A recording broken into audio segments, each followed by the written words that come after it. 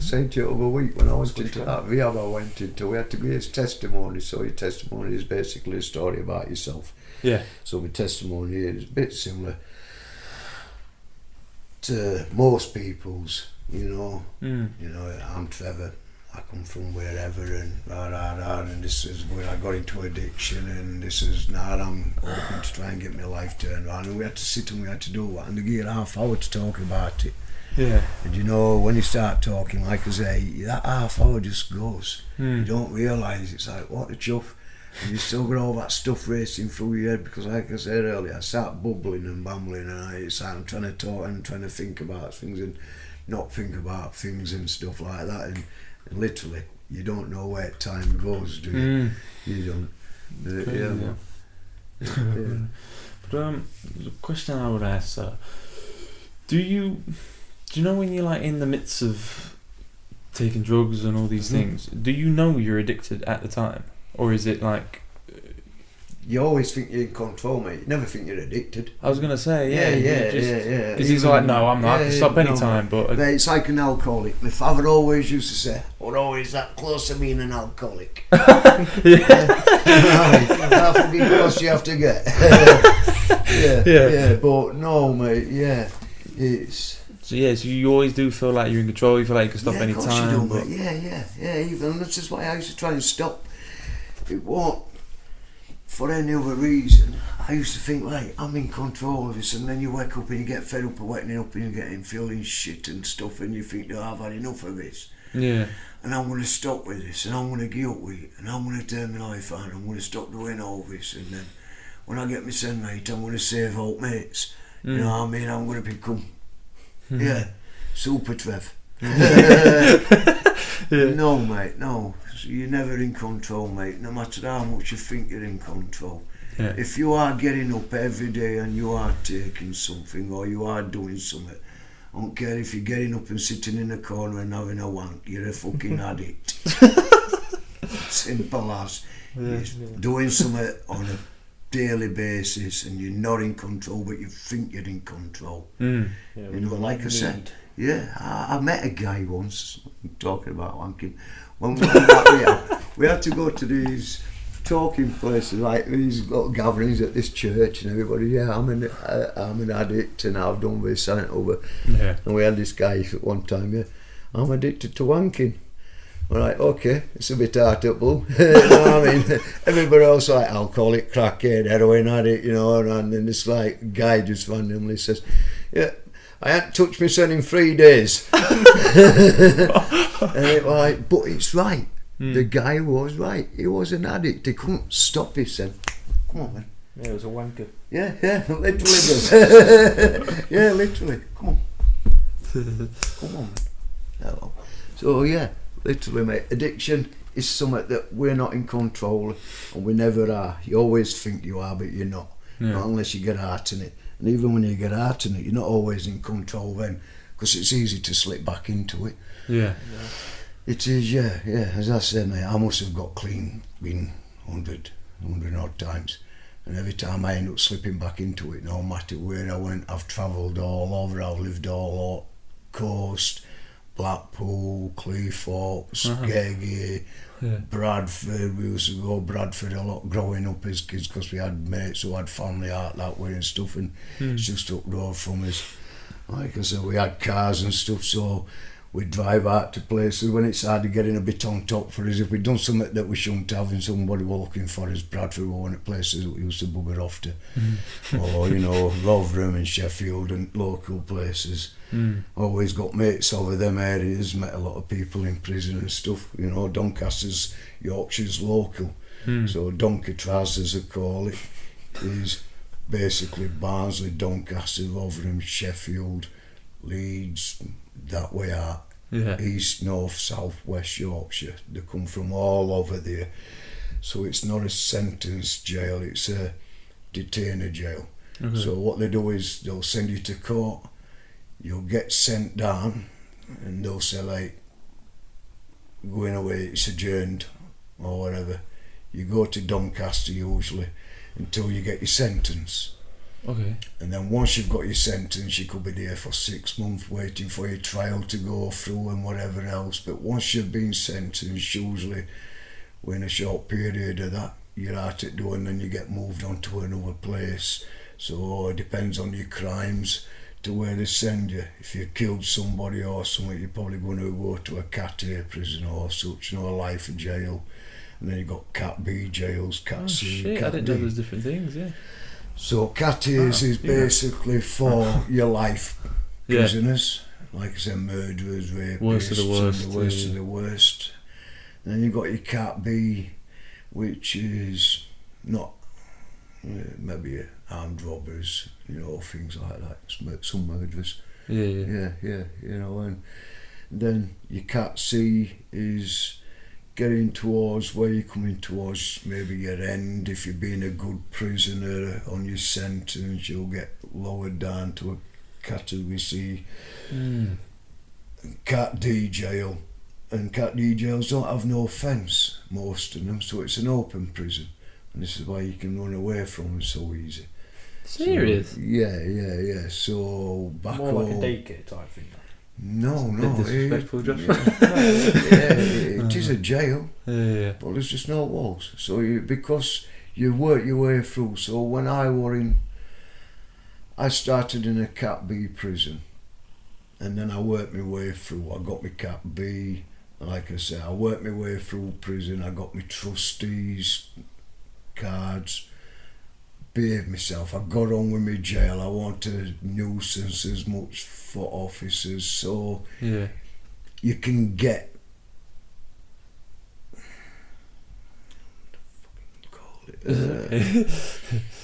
your red band. Right. So your red band is basically when you go out on work detail, you have to put, it's like a football armband what you put on. Yeah. It's a red band, you put it over your arm. They know then that you are allowed into certain parts of jail that other people can't. Okay. So I worked on gardens and places like that, or kitchens, and they're trusted jobs. You've got to be trusted to go work in kitchen and cook food for 1,500 people. They've got to realise that you're not going to poison everybody or something, or you're not going to go nick a knife and stab everybody up in kitchen because you're having a bit of a shitty day. So the trusted jobs, and then you work your way through it. And as I came towards back end of my sentence on the last one, I got my Cat D, which then took me to an open prison, which, like I said, mate, there's no fence, there's nothing to stop you going or leaving. And when you do get there at Hatfield, they'll say to you, if you're going to bugger off, leave the keys on bed. Barnsley's that way, Sheffield's that way, Doncaster's that way. Wow. Get you sent off. They'll catch you. They'll catch you eventually. You know what I mean? You might run off, you might be out for a few days or whatever till you get caught, but they'll catch you in the end. Yeah.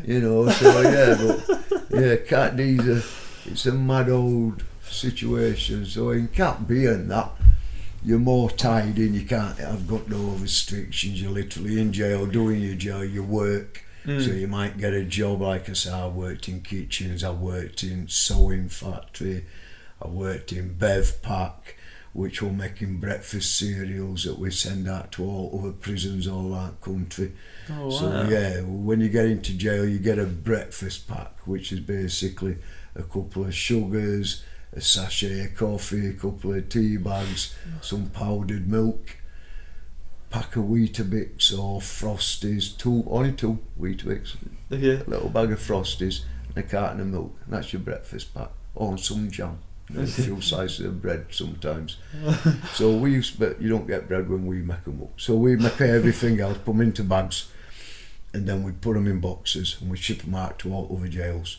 Yeah. So when I were in Lindholm, I worked down in Bevpack for a while, and I ended up basically helping run fridge side and shipping outside. So you've got two areas. You've got the area where they make them, and then you've got the fridge side and the shipping side.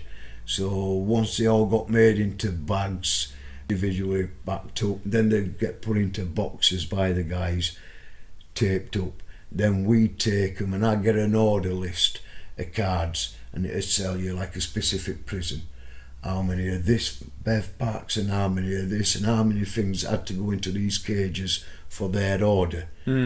Now where we were in Bev Park, next door you had your dairy side, or your milk, your eggs and that kind of stuff, so they were a different department. And we used to trade them.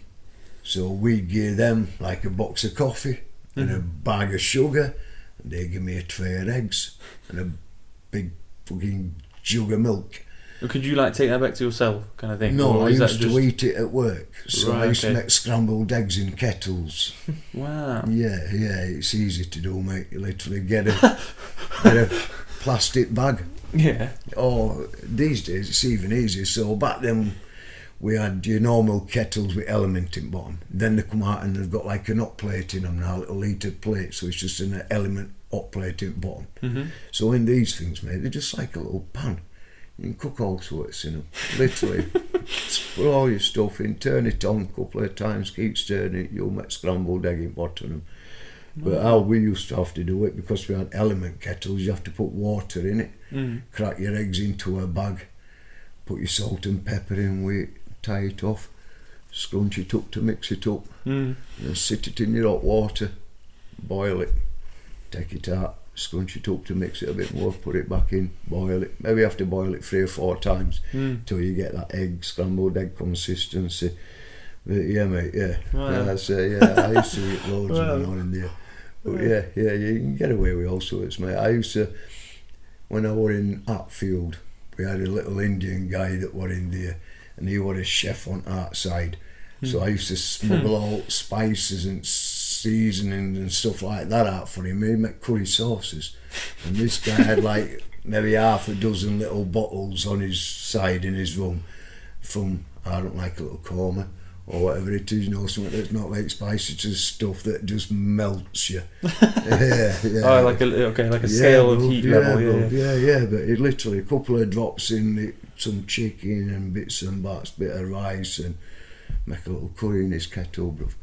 But yeah, you can get away with all sorts. But in that field, with it being open, you get a lot of people that come in, and it's like every weekend's a party. Literally, mate, there's more drugs in bloody jail than there is out here. You can get things as easy in there. Wow. In fact, you can probably get things easier in jail than you can out here.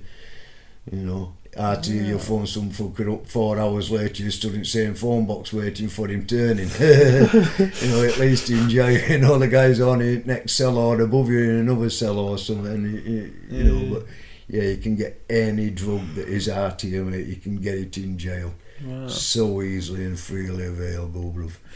But yeah, jail's messed up. So, do you mind? Are you okay to say what you was in jail for? Or is it prison or jail? What's the difference?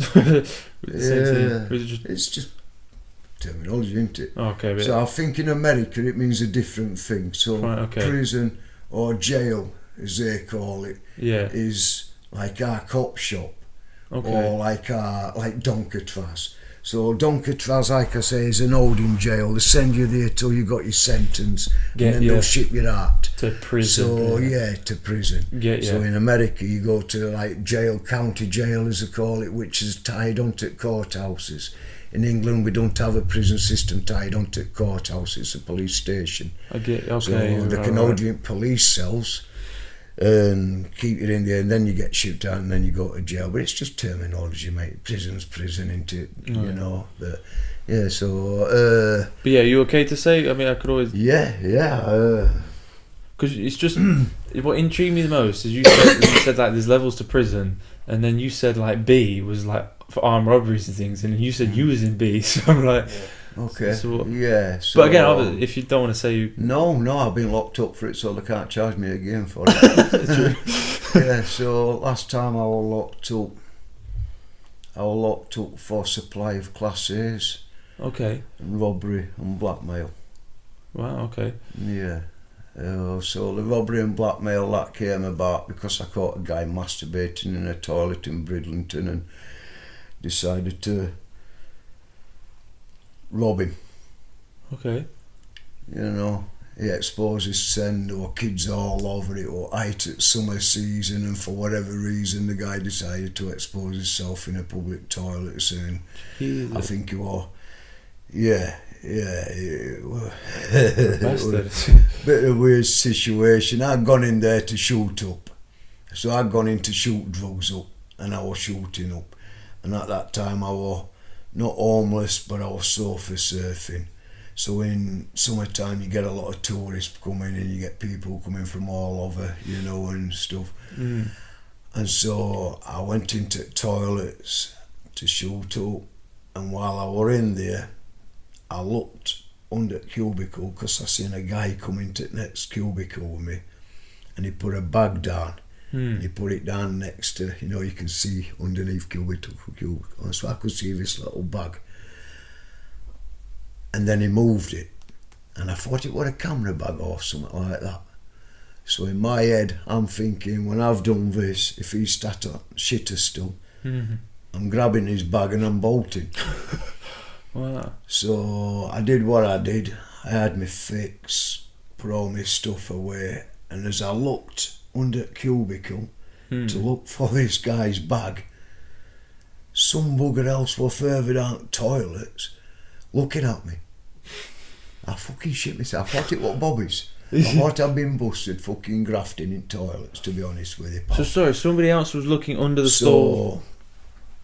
So it turned out the guy was gay, and he was cruising.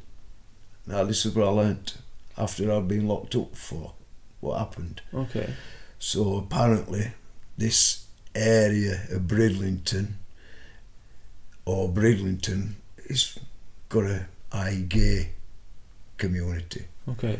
And the guy had gone out into fucking toilets and decided that he wanted to try and pick some bugger up, and he must have seen me looking and got wrong idea, because next time I'm sat there in this cubicle, I'm thinking, fuck, half expecting door to get kicked in and Bobby's coming, police, or knock on the door, come out here, what you doing, as they usually do. And no happened. And then about 30 seconds later, I hear this guy go out this cubicle on this side, other fellas in this one with bag who I was trying to rob. Toilet door shuts, didn't think really note about it. Somebody went at toilet. And then next thing, I could hear some rustling, and I looked, and as I looked, you can see somebody's shadow on the floor, and the guy decided to kneel down facing cubicle I were in and try and expose himself under the toilet. Wow. So I ended up losing my fucking rag and giving him a fucking few slaps. Yeah. And then followed him to his flat, strangled him and tried robbing him. And yeah, I couldn't drag him up his stairs to fucking rob him, so I just took his wallet off him and robbed him. And then I seen him a few days later when I was going to the shop, and I robbed him again because it became an easy target. And I say, when I were on drugs, it made me do things that I won't normally do and people normally don't do, mate. But if you see somebody and you realise that you can get money from them by robbing them and they're not going to go to the police, you're going to rob them every time you see them. Okay. And that's basically what happened. So I robbed him the first time, note came of it. I expected fucking Bobby's or someone to pull me in. They didn't. I seen him again a couple of days walking to the shop with my brother-in-law, and I robbed the guy again. And then I bumped into him again. I was going up into town to go try and get some drugs, seeing this guy come out of the post office with a fucking wedge of cash in his hand. And I decided I was going to rob him. So I did. Yeah, I followed him. He went into a pub, went to go and have a pint, poor fella. I followed him in the pub basically, waited while he sat down and confronted him. He panicked, got up, went out at the pub, went onto the main road, and as we went out at the pub, a police car was coming up road, and he saw a police car and he went, to put his hand up to wave him over. So I put my finger in his back and I told him it was a knife, and if you don't put your hand down, I'm going to fucking stab you. So he put his hand down, ran across the road. I followed him down the street and he ran into another fella's house, and I ended up basically robbing him and another fella and beating them fucking both up with a fucking old fucking telephone that belonged to the fella whose house he ran into. And then I robbed him again, and it just, it didn't go right well, mate. Like I said, and it wasn't all against him personally. I didn't agree with what he was doing and exposing his son fucking middle of the summertime and doing, and it was just some situation I found myself, and he found himself at the wrong side of it, or wrong end of the stick as such, and it was just easy for me to fucking target the guy, and so I ended up getting locked up for robbery and blackmail. Basically, it's not something at that moment in time, like I said, mate, it was easy money. And we weren't going to go to the police, he weren't going to send out, and I could rob him as many times as I wanted, and he probably wouldn't have. But he tried to commit suicide. So he took himself up Filey, and some person found him naked, stood at the edge of Filey cliffs, going to throw himself off at cliffs, talked him down, asked him what was going off, and then he explained to the fella what had been going off, that, he told him to go to police, and that's how I got caught, basically. Wow. But at that moment in time, I'd have robbed him every day if I'd have had that opportunity, bro. Yeah, because I needed money. And like you said, easy target. Didn't have a conscience. Heroin destroys you, mate. Any fucking sign of humanity will slowly disappear to the point where you will literally do anything. People will literally fucking sell their own family members. People sell their kids for this stuff. Wow. It's been known. People will sell their own fucking children for heroin, bro. Jesus. Wow, it's not heroin is a fucking dark place. So is addiction. But like I said, it really can turn the nicest of people into the darkest of people. Yeah, it can. How long was you in prison for then in the end? On that last one, I went in 1999, I came out in 2005. I went back in 2005 and came back out in 2007. I crashed a motorbike. I fell asleep on a motorbike and crashed into a tranny van. Snapped motorbike in half and fucked my son up. And woke up 2 days later, can't remember doing it because I was on tablets. I'd ate a load of sleeping tablets, woke up on a pile of bricks in a derelict house. Made my way to my brother's house somehow. On the way there, robbed a security guard on a building site and didn't even remember doing that till 2 days later, and I seen the fella and he called me a cheeky cunt. Right, okay. You fucking cheeky cunt, he says, because I've cut through building site to go over back home. I've been up village. He must have been back on shift. Fucking hell, how you there? What are you on about, pal? I don't even know you. Never seen you before. You fucking did. You've had me telling me 6 overnight. But apparently I stuck in fucking shed while the fellow laid on his bed asleep. Shouldn't have been asleep anyway if we were doing security. Apparently he got a bag with 20 pouches of bacca in it, 200 cigs and one of them little portable teleradio things. And he said, I robbed his shit. And he walked up his door, shut the door, and he says, I looked at him and went, shh. And just shut the door and buggered off into the dark with his stuff. Wow. So I didn't know what to do, so I thought I was fucking dreaming. So I opened the door and said, I seen you climbing fence, you cheeky cunt. Have you still got me telly? Yeah, that's it, mate. I don't even remember it, but I can't. Yeah, I probably fucking left his stuff somewhere and didn't even sell it or out anyway. I probably left it on the other side of the fence. Yeah. But yeah, mate, yeah, for some reason I'd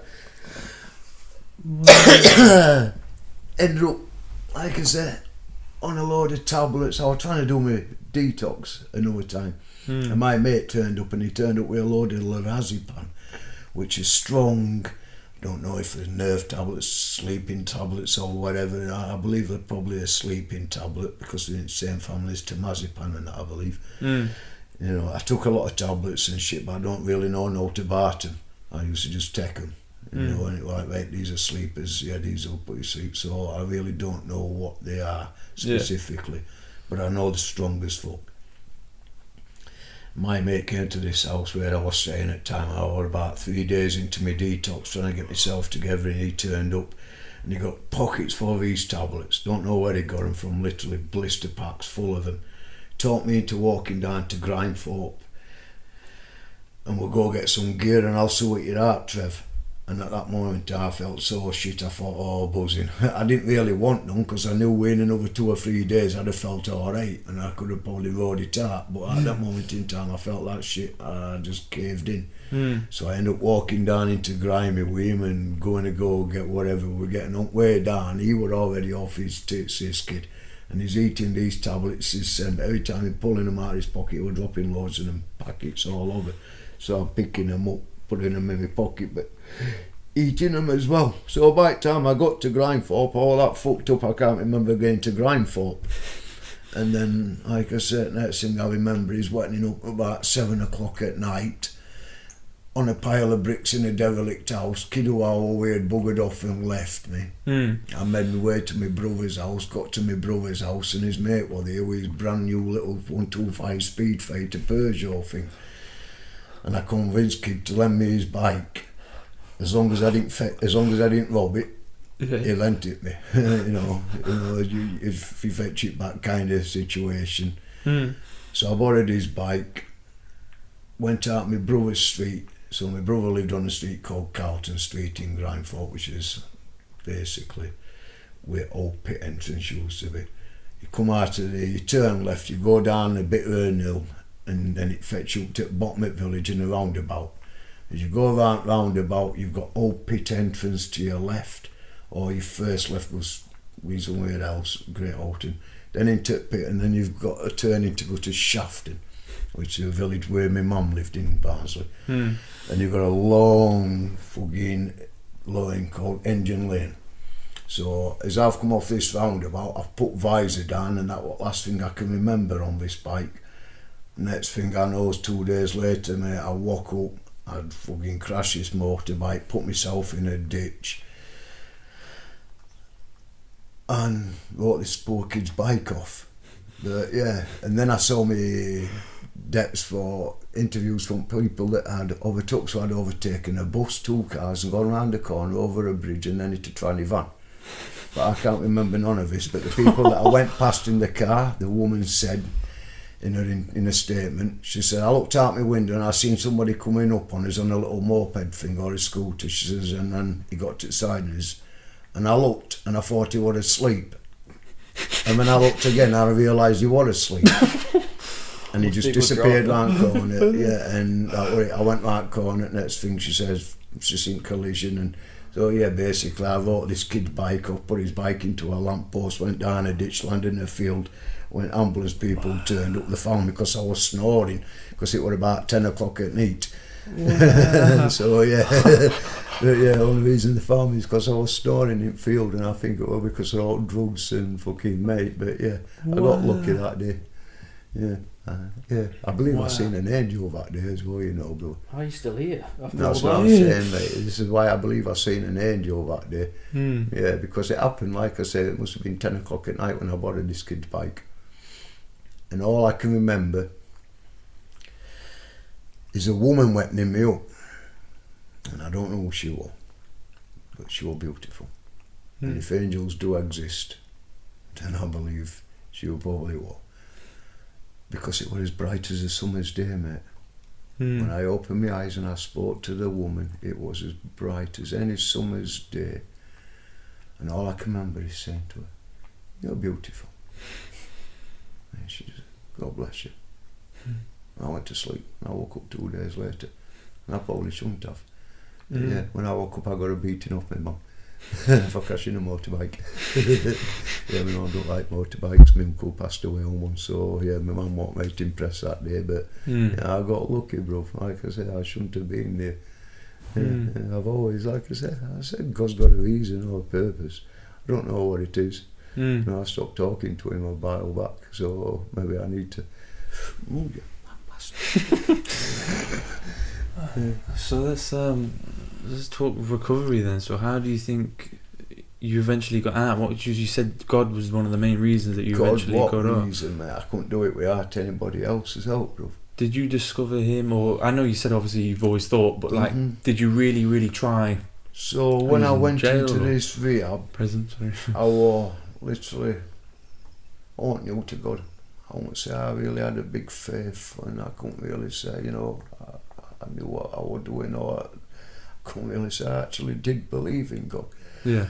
But there came a point in my recovery where I asked for help, and I made a promise.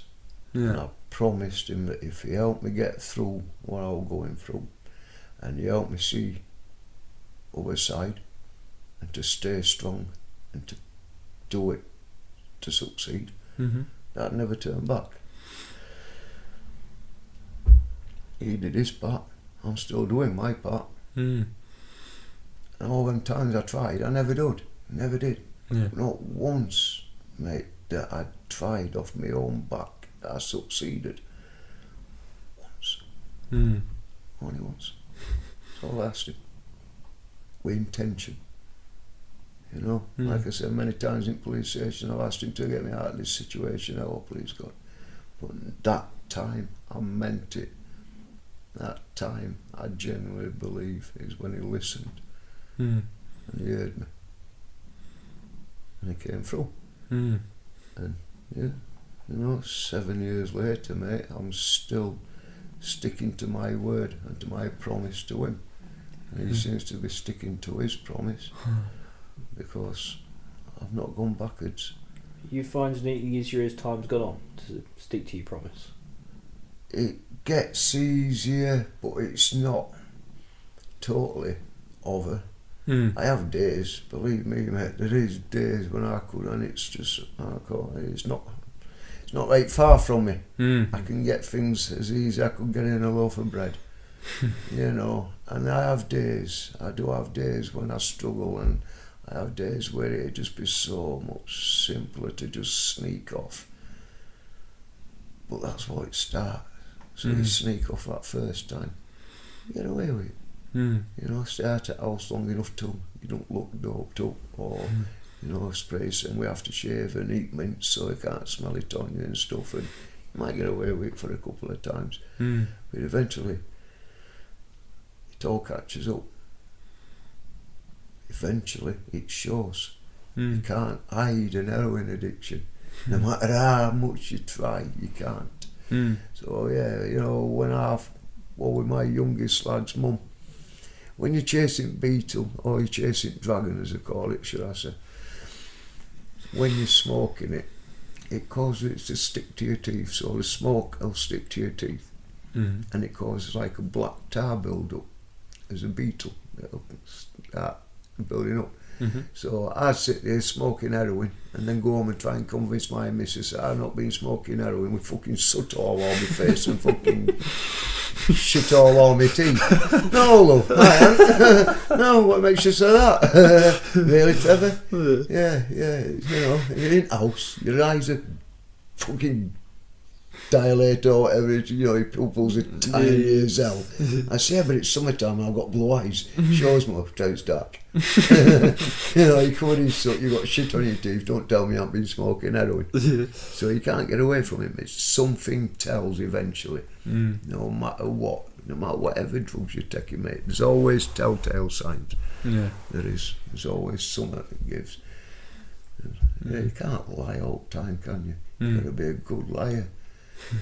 Not everybody is, pal. No. You know. No. But yeah. It just sounds incredible. This again is why I love your stories. It's everything that you've been through and suffered. And it's like, again, you still like seem to smile.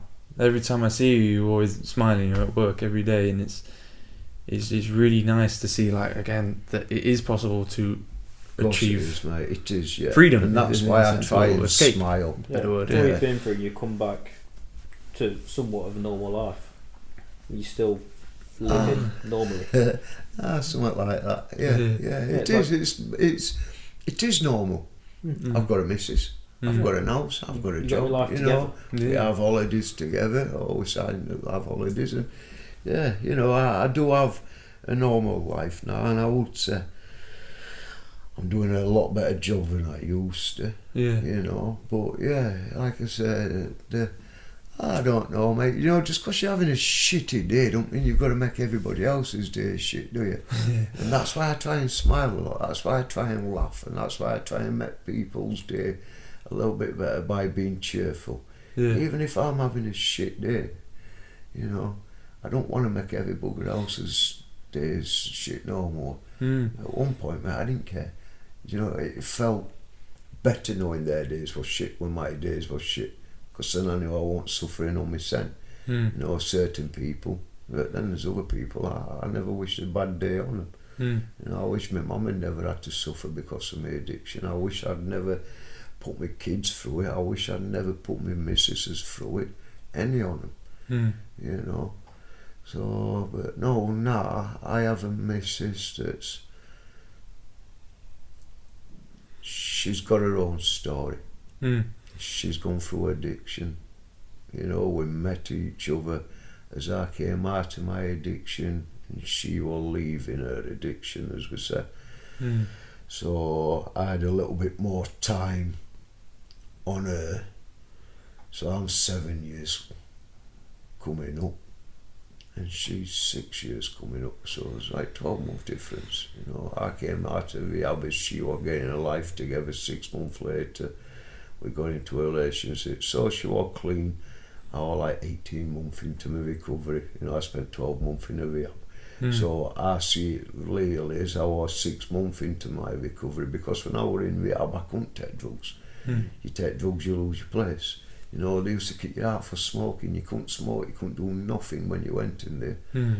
No, you had to stop smoking, drinking, whatever substances you were addicted to or you had problems with it, they saw you didn't need in your life. You had to stop. So even cigs, and I've seen guys that have gone in there that have had bad heroin addictions, and they've got that side on it cracked, and they'll get let out to meet up with their family, so they don't want to keep you behind closed doors all the time, you know. So you go, when you first go in, you do phase 1, as they call it. So phase 1 is basically doing your detox. So you do your cold turkey if you're coming off a gear. If you're coming off alcohol, they get your medication and do candles, as they call it. You still have to do cold turkey, but it's medicated cold turkey, because you can't do a cold turkey from alcohol. Alcohol will kill you if you start to stop taking it on itself. Really? This is what I said to you. Alcohol is so much worse than drugs, brother. So heroin makes you feel shit, makes you feel like you want to die and that you're going to die, and you ask God to please kill me, let me don't suffer this no more. But alcohol, you little shit. Yeah, alcohol will literally kill you, brother. If you have a full-blown alcohol addiction and you are, as they call, alcoholic, and you are a bad alcoholic, if you decide one morning, or your family decide, right, that's it, we're going to help you get clean of this and we're going to stop you and they'll lock you in a room, mate, they will probably kill you. So you're going to DTs and you're going to do withdrawals from alcohol, but alcohol withdrawals is dangerous, bro. It is probably the only thing that will kill you. All other drugs and stuff is just chemicals and stuff like that. You shithead. So yeah, you know, but yeah, alcohol's just a lot worse, mate. And like I say, it's more available. You know, I lost some of my mates back in the day through fucking white lightning. Do you remember that stuff? Old cider, cheap as chips, 3 litres for a fucking £1.50 or whatever. I used to have Frosty Jacks. Frosty Jacks, that's what done my mate in White Lightning, Frosty Jacks. So the kid were only young, I think he were about 24. A kid called Dale. Yeah. Not going to know more with his name, but yeah, a kid called Dale I used to know, and the guy became an heavy drinker and it killed him so quick, bro. We went to see him, he passed out in my mates and started throwing up, and it looked like it was tar that he was throwing up. We didn't realise it, but his body fucking shutting down. He got fucking alcohol poisoning, his fucking liver and everything was fucked and stuff, mate. And he ended up in hospital. He came out of the hospital, signed himself out. In a week or two, lad were dead. And they were only young. And that was just through excessive fucking alcohol fucking consumption. He didn't really bother with heroin, didn't bother with all other stuff, smoked a bit of weed, had a few tablets and stuff like that with us, but his thing was drink. Like I said, mate. Wow. So it's like I didn't realise it's that harmful, isn't it? Yeah, man. It's like everyone makes out that drugs is the devil, drugs is the worst, however they may be, but it's like something that is literally on our shelves in almost every shop we go in. Yeah. It's gifts alcohol. at Christmas, isn't it, as well? Of course it is, yeah. You don't think, do you? You know, go and buy your family member a bottle of whiskey or a bottle of vodka for Christmas, and it's like, yeah, Merry Christmas. You know, I got you a bottle of whiskey. You won't go buy your fucking partner a night for fucking heroin, would you? And say, yeah, I've got. Go get fucked up. Yeah, Merry Christmas. Yeah. But you will with alcohol, move. Yeah. You will give people alcohol and call it a gift. Crazy. Yeah. But yeah, alcohol, like I said, mate, it's not my cup of tea. I don't like it. I don't like how it changes people. Heroin and all that changes people, but alcohol fetches a darker side out in some people. You know, you see that darker side in people with drugs when they're getting clean or they're trying to get clean or they've got none. That's when you see that darkness in heroin addicts. Now, if an heroin addict's rattling, as they call it, or he needs some, he will rob you. If you give him a tenner, he'll fuck off and leave you alone. You know, a crackhead, they want hugging everything you've got, and half hour later they're looking for you again because it don't last as long. You know, with heroin, like I said, they can have a fix in a couple of hours, they're alright. The crack, literally 10 minutes after you smoked it, you want some more, so it's more addictive and it costs a lot more, and they become more aggressive. I think crackheads are more aggressive than heroin addicts as such. Yeah, mate. Some of the things I've seen through crack, I've seen people stab each other and shit, mate, over it. Literally, crumbs. Fucking crumbs. Not even 2 quid's worth, mate.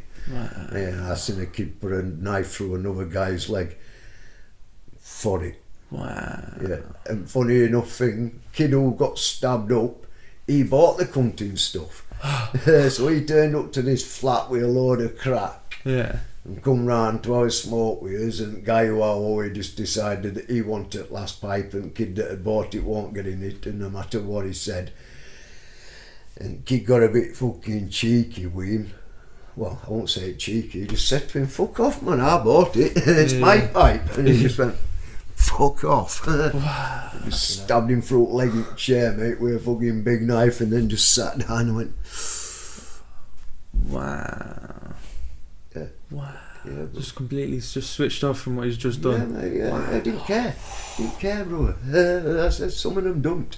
Wow. The world's crazy. Yeah. It is, yeah, mate. Yeah. The world is nuts, and when you get into drugs and that kind of thing, it gets even crazier. It does. Yeah. Like I said, it makes people do some fucked up things, taking drugs, bro, and drink as well. Like I said, it changes people. You know yourself when you're what they call it. Oh, what's that bloody word? Intoxicated. Is it? Yeah. Intoxicated. Yeah.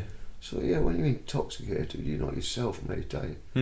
You know, it's somebody different that turns up. It's like my pal that used to get in bothered, and people said to me, "Oh, over there, you're a cunt." He said, "Listen, pal, don't tell me, tell that cunt that fucking," you know what I mean? Next time I'm pissed up, tell him kind of thing. Because that won't me. That won't me, mate. I'm sober now. I can't even remember what the fuck I'm done. So why you're telling me. Wait till I'm pissed up again kind of situation. Have a word with that cunt. Because it's a different person, bro. Bit like having an alter ego. Yeah, of course it is, mate. Yeah, I think if you have any fucking insecurities or any fucking thing like that, it will expose them. So I often said to my missus don't live with one Trevor. She lives with half a dozen. It all depends on what day and what situation to what Trevor she gets. So there's a Trevor that's inside me, that's loving, that's caring, that wants best for everybody. And then there's a Trevor inside me that really don't give two fucks about anybody. And then there's another guy that's insecure, that concentrates and thinks too much about everything and situation in the world, and and now I've got kids and grandkids asking to pay a little bit more attention to the situation and what's going off, and and that guy, he worries a bit too much, and then you've got other sides, but drugs expose them, bruv. They do. As I say, the things I used to do, that ain't me. That's not the guy that you see sat here now talking to you. Yeah. But in here somewhere, that cunt's still there. It just takes that one little thing to fetch him back to the surface and for him to become in control again. And it's a constant battle every day trying to keep them fuckers inside and not let them get out and not let them get best of me and not make me day shit and make everybody else's day shit. Because they do sometimes. I'm not always in control, mate. I'm not. As I say, there's days I get up and I don't even recognise myself. But most days I do. So I think all people that suffer with any insecurities or all like that, drugs and alcohol, that expose them all the time, mate. I would just. Has it helped both of you kind of having a similar path and coming out of it at the same time? Do you keep each other in check? We don't have to keep each other in check now. When we first got together, it was a little bit of an awkward one because we got put into lockdown. So it was like, mate, you can't go nowhere. What do you do? We've got all this money, and my missus just been at that moment in time.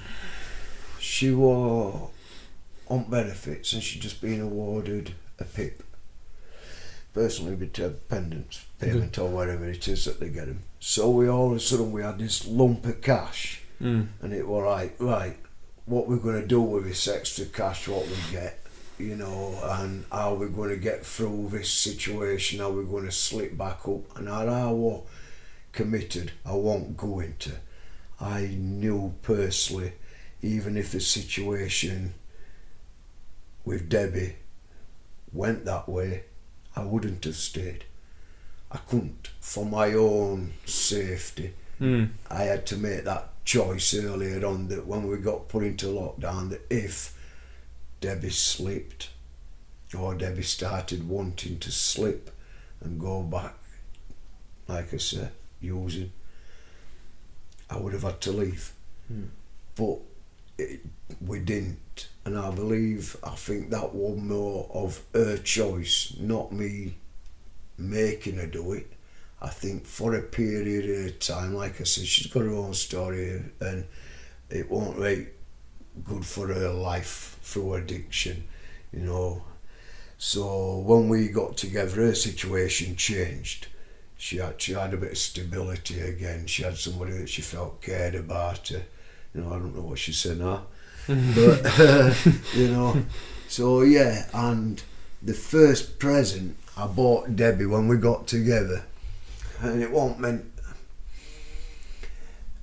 bad, but it was a tin of paint and a roller and a fucking paint tray.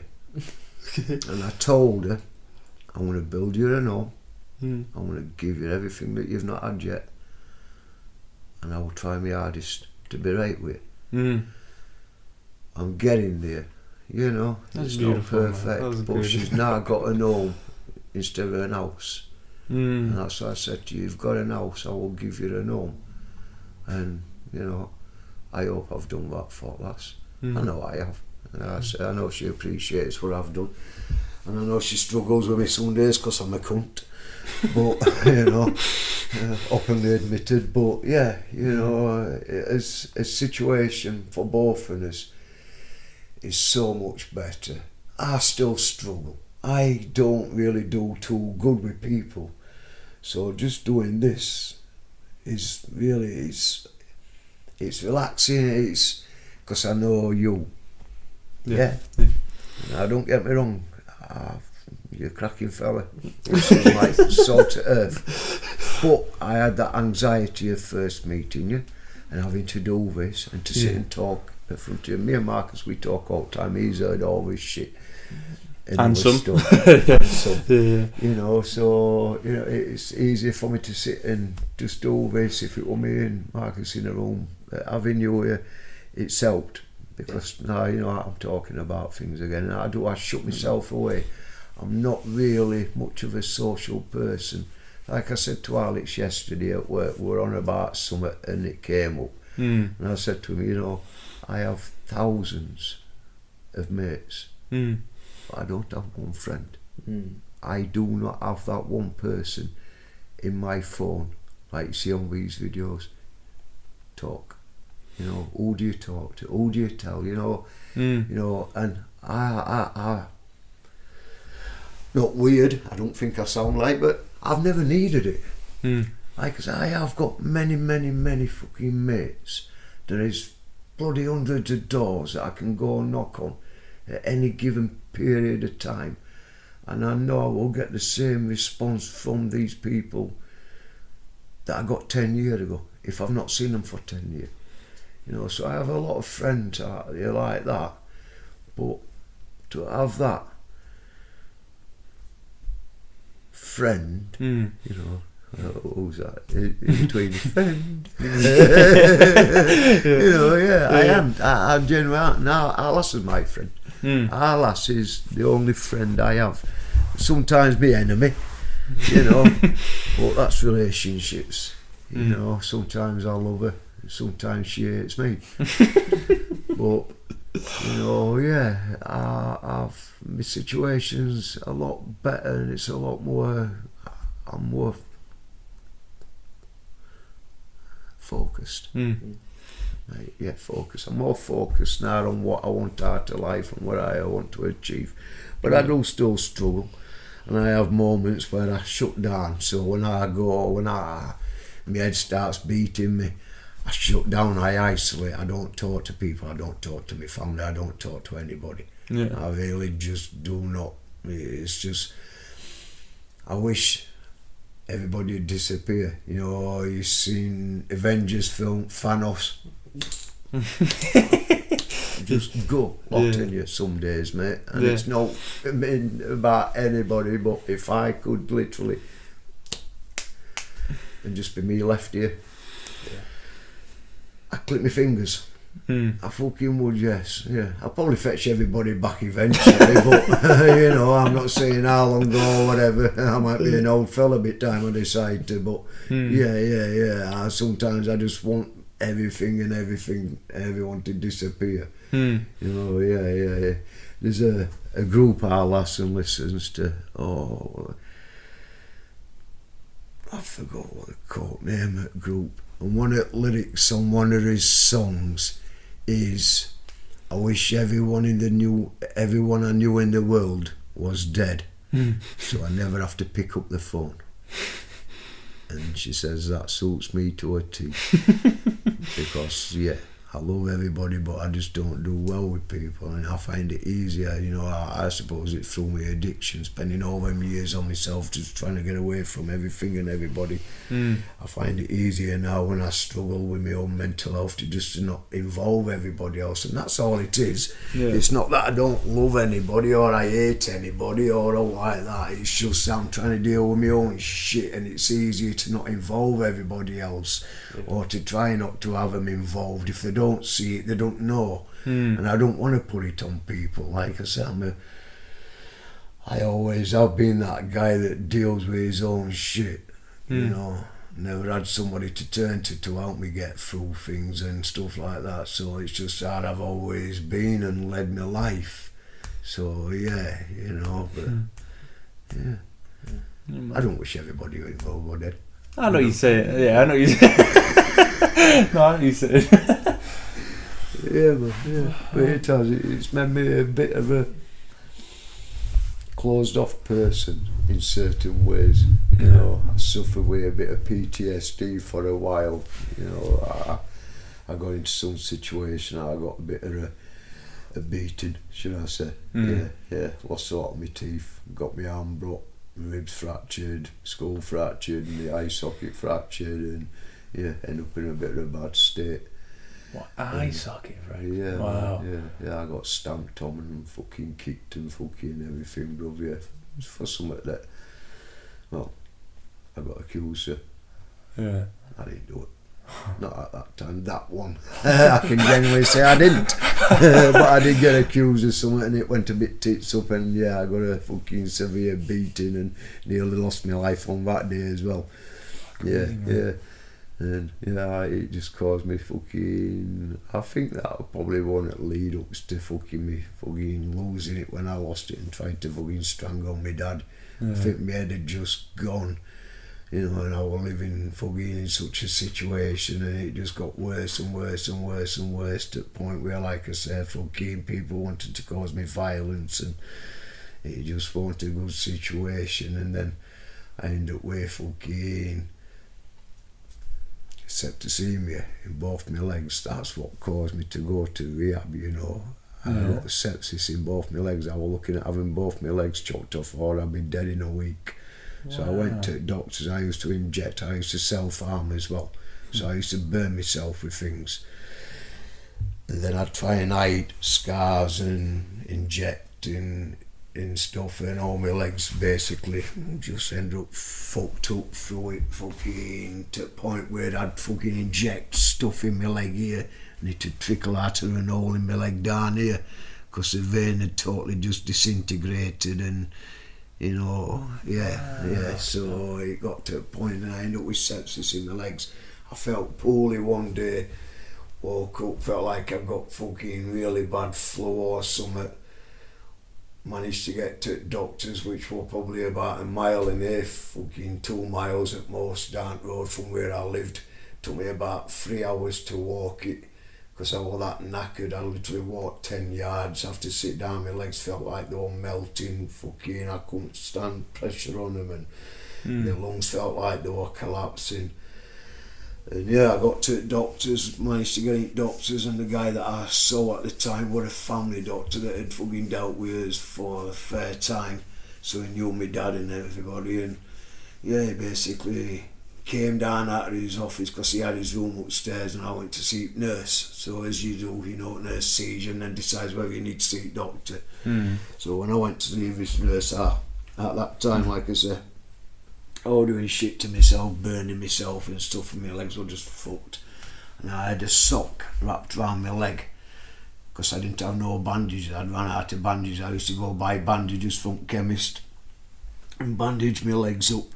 But I'd no sooner literally put a bandage on, pull my jeans up, and if they were clean jeans, literally within 30 seconds I'd just have a big patch of blood here where it had seeped through bandage and then through into my jeans, and it was just a mess. And I got up this one morning and I pulled this sock off my leg and it literally just tore a chunk up there, down to there, all that just ripped off. And then I felt like sick and dizzy and started burning up, and so I went to doctors with intentions to get some bandages, no else, you know. I was like, right, I ain't got no money, but I need some bandages. I can't keep fucking tying socks around my legs, especially when I'm pulling them out at the bottom of my wardrobe, you know what I mean? Fucking I've already had on, but it was, what else? You know, that was that situation, and that's where it took me to the point where I was literally fucking wrapping fucking dirty fucking socks around my legs instead of a bandage, pulling my jeans up, shooting heroin up and walking out at the door and feeling like everything in my life were okay. Yeah. You know, yeah. You just, yeah. Somebody had that bit of heroin, mate. I forgot about my legs fucking rotting and fucking falling off nearly and shit, and I'd walk out at door like every other person. Yeah. And go about my day, like, not wearing wrong. But that day, like I said, I got up, mate, and I literally could not stand up. I felt like shit, and I got to the doctors, and like I said, doctor came in, cinched air to my legs and basically told me, you need to go to hospital. You've got sepsis. It looks like you've got sepsis in both your legs. You've got blood poisoning or whatever. I went to hospital. I had some tests done. I had to go on a drip, have some fucking antibiotic or whatever it was that they put into my system for it. Yeah. And yeah, basically, mate, my system was shutting down. So the shitty feeling I was feeling when my system fucking slowly shutting down, and the doctor basically said, because when he told me I had to go to hospital, he phoned the ambulance. As soon as he saw my legs, phoned the ambulance and said, right, I need you to go to hospital, Trevor. I phoned an ambulance for you. If you don't go to hospital, son, you're going to end up in a bad way. And I said to him, listen, I can't go. I need to go back home. I'm going to do something. And he said, listen, if you don't, you'll be dead by end of the week.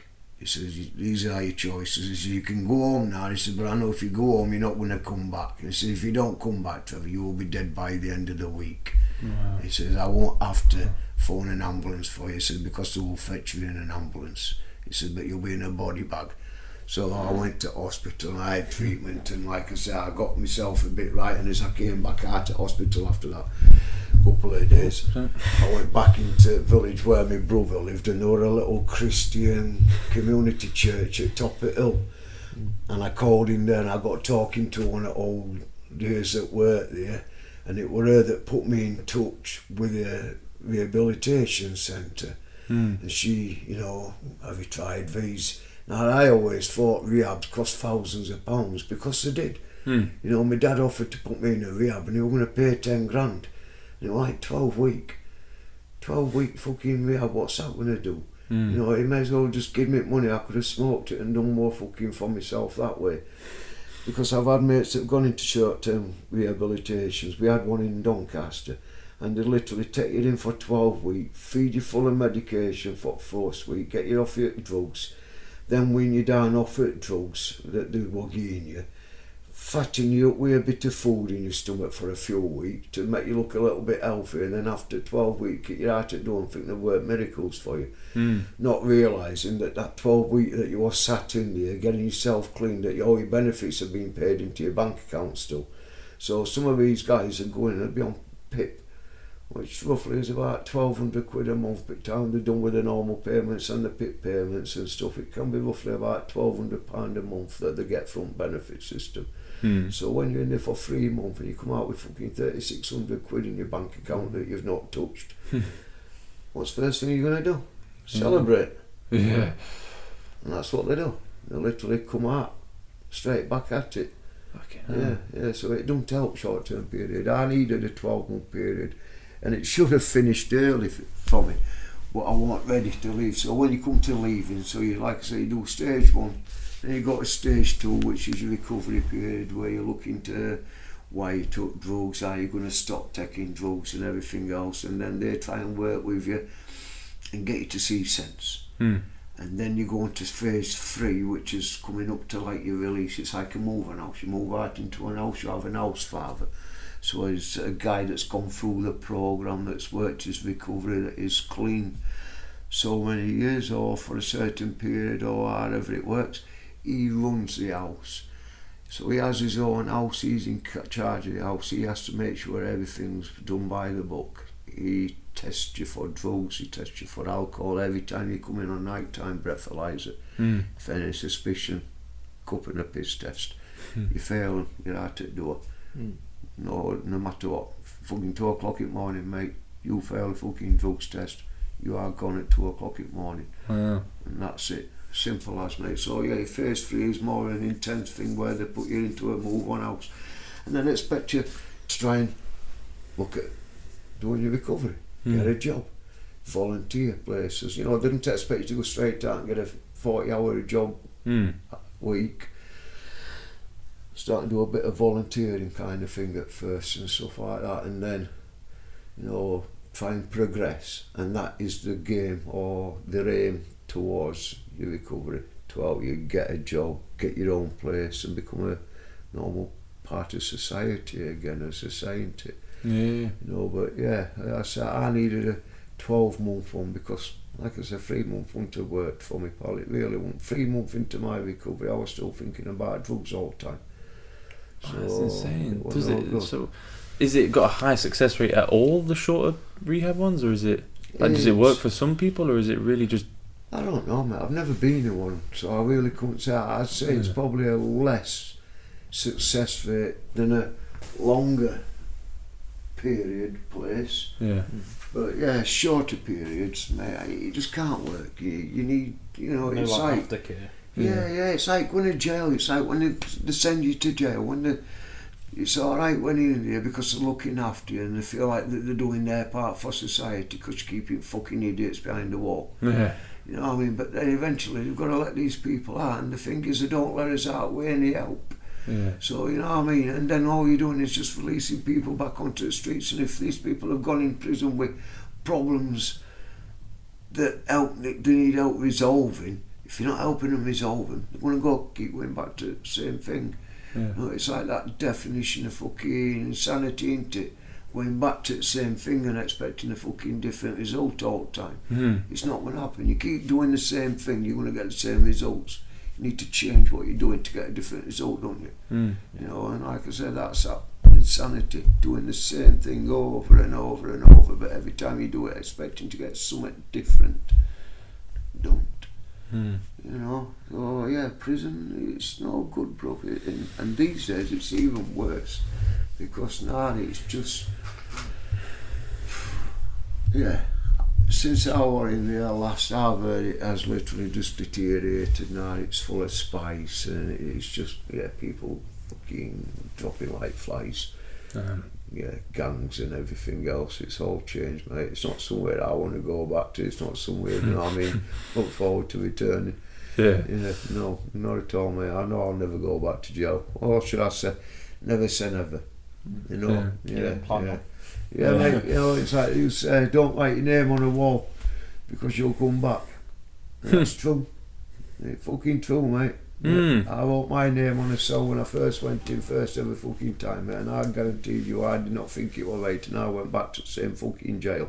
Yeah, mate, not many years after either. I went back for another visit, so it's true, like I said, don't ever leave your mark in jail. Don't put your name on that wall and date that you were there, because never forget that shit, bro. You know what I mean? Yeah, some people can't. Some people become habitual criminals and institutionalised. I've got mates that can't do well outside. At one point I felt the same, where it was easier to be in jail because you're getting looked after, everything's done for you. You've got a telly in your room, you've got a phone in your room, you've got computer, you can have your Xbox in the air now, and it's like an home from home, bruv. Yeah, plus you've got all your mates in there, smoking drugs, getting off your tits and drinking, and like I say, it's just like a big party. Now they've all got phones as well, so they're just video timing, you can lay in bed and talk to your missus at whatever time you want. You can talk to them whatever time you want now, because you have this phone in your cell, apparently. Where before you had this phone on the end at wing, and you had to go put your card in it, your PIN number or whatever, and put your card and make your calls. Now they have them actually in your cell, so if you feel a bit shitty and you feel down and you want to talk to your mum at 2 o'clock in the morning, that's what they were saying. If people fucking feel that they need to talk to somebody at that time in the morning, they can't. People are committing suicide because they feel fucking, and yeah. So now you've got phones in your cells and everything, mate. But like I say, jail's crazy, man. Wow. Fucking hell. I don't know what I was going to say, sir. It's cool with you. Final question. Cool. As we'll go and wrap up. We've been going for a while. I know, Josh looks very tired. Been up since 5. Have you? Yeah, mate, I've been up since 4 myself. I'm ready for bed, kid. We'll call it a day then. I just wanted to say, I'm sure there may be regrets in your life, but how do you deal with them? Do you see them as regrets, or do you just ignore them, kind of thing? Do you just, that's the part of life, we've got to move on? I've got a second part to this as well. Oh, go on, double Would barrel. you actually change anything that's happened in your life, or are you grateful for the experiences that you've had and how your life is now? If I could have all the experience that I've had and all the life lessons I've learnt and the enjoyment, I won't change any of it. What I would change is all the shit I did. You know, the good times, like I say, it wasn't all bad. Yeah. You know, sometimes taking drugs is fun. Yeah. You know, Yeah. but a lot of it's all the stuff that I did to other people. If I could apologise to everybody that I've hurt, if I could take back the pain I've caused my mum, my kids, my loved ones. You know, if I could change all that, if all that had never happened, for all the shit I'd changed one, innit? Because I enjoyed it. Yeah. I did, yeah. You know, it was my life. And your life is who makes us, isn't it? And without all that, I won't be who I am now. Yeah. You know what I mean? I'd probably been a totally different person. I won't be able to sit here and talk to you as like I am. You know, I probably never even met you. So I want to be in a situation to fetch me to this kind of area or to be, you know, so yeah. We need his own journey to take us to places, but we don't have to let it determine who we are. You know, it's a wide road. It's a very narrow path. Yeah. That's beautiful, man. It'd be boring if everyone just did the same thing. Everyone just turned out the same. Exactly, bro. Yeah. You know, if we all lived in that. What do I call that, mate? I can't think of words sometimes. But everybody's, like you said, just lives the same way, wears the same stuff, goes to work and does the same thing. You know what I mean? What is life? Yeah. You know what I mean? Yeah. We all need to have his own individuality and all be different, because that's what makes us. You know, everybody's individuality makes it a better place, because we learn from each other. How can you learn if we're all the same? You're not going to learn, I'll tell you, because you're not going to be teaching each other all different. You know, you're all just going to be stuck in that same rut. But we need indifferences, we need difference of opinions, we need people to have a different opinion to what we have, so we can voice an opinion, we can argue things out, and you know, it's what makes us human, isn't it? Yeah. You know, it does. It's what differentiates us to animals, because we have a voice, we can talk it, we have opinions, we have feelings, and we have emotions, and we know how to show them and do. And yeah, I think, like I said, it is what makes us. So yeah, I don't think I would change anything. I won't, apart from, like I said, the pain I've caused people. If I could take all that back and none of it had ever happened, if I'd just been like one long party and then I decided, right, I'm going home. You know, yeah, I've enjoyed party, and it's had some deep moments, some dark moments and stuff, and yeah, but you know, yeah. I just want to say, Mr. Trevor, it's been an absolute pleasure. Honestly, thank you so much for sitting and talking to us again. Like you said, I know you just met Josh for the first time now, and there's probably more about me you. to your house. You're welcome.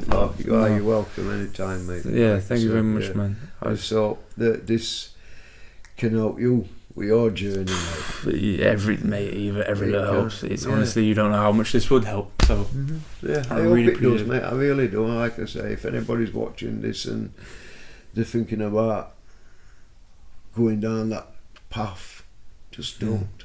Don't. You know, live a normal life. Enjoy your life. Go up bloody woods. You know, enjoy. You got any tips for anyone that's wanting to maybe get out of the routine of addiction and break the cycle? Yeah. Yeah. It's the only thing that helped me, mate. Like I said, you can't do it for yourself. Or you've got to, should I say. You have to do it you can't do it for your family, you can't do it for your kids, you have to do it for you. And at some point you have to understand that you have a problem. because we go through our lives thinking, oh, I'm in control, and you're not. Like I said to you, we're not in control. No bugger is in control. It's in addiction. So you have to understand that you've got a problem. You have to then find it in yourself to actually go and approach somebody and ask for help. It don't matter who it is. There's somebody out there that will help you. If it's another addict, they are probably best ones to talk to. You don't. You have horses for courses. You don't have a drug addict trying to tell an alcoholic how to stop drinking. You don't have an alcoholic telling a drug addict how to stop taking drugs. It's like when you go to recovery places and you go to like in these counselling places, a lot of the people that are in these places that are trying to tell people how to get off drugs have never took bloody drugs. They haven't a clue about addiction. They don't see that.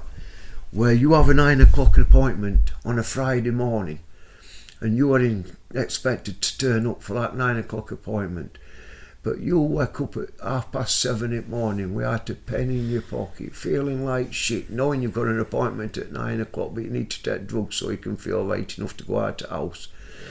And you might end up missing your appointment, but then you turn up 10 minutes late because you managed to get your drugs and you managed to get yourself feeling right, and you've just got there a little bit too late. And they don't understand that. They don't understand what you've probably had to do to be able to get out of the house to actually get to that appointment, and why you might be 10 minutes late, and then they'll stop your medication. And it's like, like I said, so for me, you have people in these things that should be, if I didn't do the job I do now, I want to go and work in recovery. It's something I've always considered. It's something I've thought about doing because I've got that life experience, and I can understand people when they have these moments of struggle and they turn up half hour late for an interview or for the appointments. And sometimes that is what we need more than any other help, just to have a little bit of consideration and to have a little bit of compassion.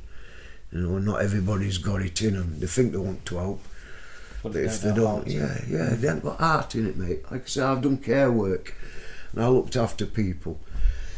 And some people that do it really shouldn't be in care work because they don't have that compassion, they don't have the heart for it no more, either because they've been doing it for too long and they've just lost that compassion. After wiping 10,000 arseholes, you probably get fed up of seeing arseholes, don't you? You know what I mean? So that compassion disappears, mate, in some places, and it can, and it's just, it's daunting when you go for help. You don't get the right person. It's like my missus, she had a car crash not long since and she's fucked a nerve up in her lower back. She went to a specialist had her x-rayed and told her, you fucked a second or third vertebra. Turn this off now if you want. So he's turned this fucking, done these vertebrae in your lower back and you've got a trapped nerve.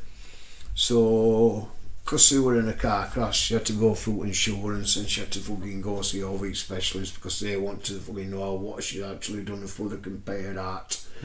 Which money really wasn't a fucking issue. It wasn't the fact that it's this nerve. And she's gone through this now for 2 years and she's gone to one specialist, to another specialist, to another specialist, until eventually she got to this old guy that looked at her medical record, realised that she was an ex-heroin addict, that she used to fucking have problems with drugs, and decided that, it's not to do with car accident you've had fucking 2 years ago. All this pain in your lower back and this nerve damage that you think's occurred is just down to your fucking ex-fucking past. Wow. I'm like, what the fuck? Yeah, you're putting it on kind of thing, fucking, because I think you want fucking drugs or whatever, and she's like, I don't want that.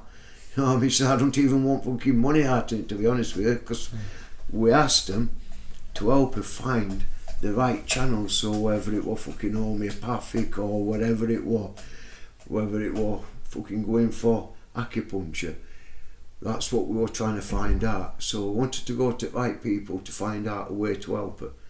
It wasn't about the money, it wasn't about getting fucking medication or out, but this guy got it in his head that she was mainly there because she was an ex-drug addict and she wanted drugs, or she was trying to get money out of fucking poor kid and playing on it. But I've looked at x-rays and I'm an expert and I don't think it is. And then she says, well, hold on, the actual guy is a fucking spine specialist. You know what I mean? This is what he does for his fucking job. Yeah. And it won't me that said it's fucking third fucking disc in the lower back that's fucking damaged. Yeah.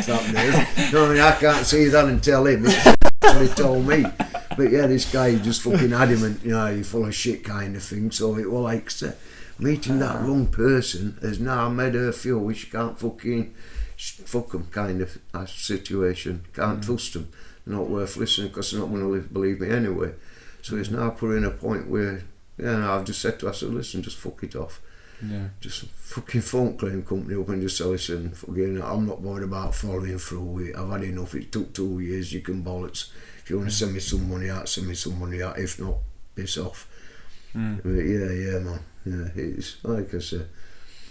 It's hard to talk to people when they have that doubt about you, or they think they know something about you, you know, and you get a lot of that stereotypical kind of behaviour, especially from people when you're in addiction and that look at you and they think everybody's a piece of shit because you're on drugs, you know, and nobody's worth trusting and stuff like that. And you know, once a heroin addict or once a junkie, always a junkie, and it's not the case. It really ain't, you know.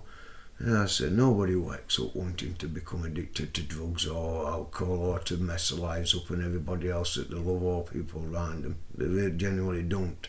But a lot of people find themselves in this situation and then they end up lost in that situation. And it's just finding your way out and being able to get that help, proper help that's needed.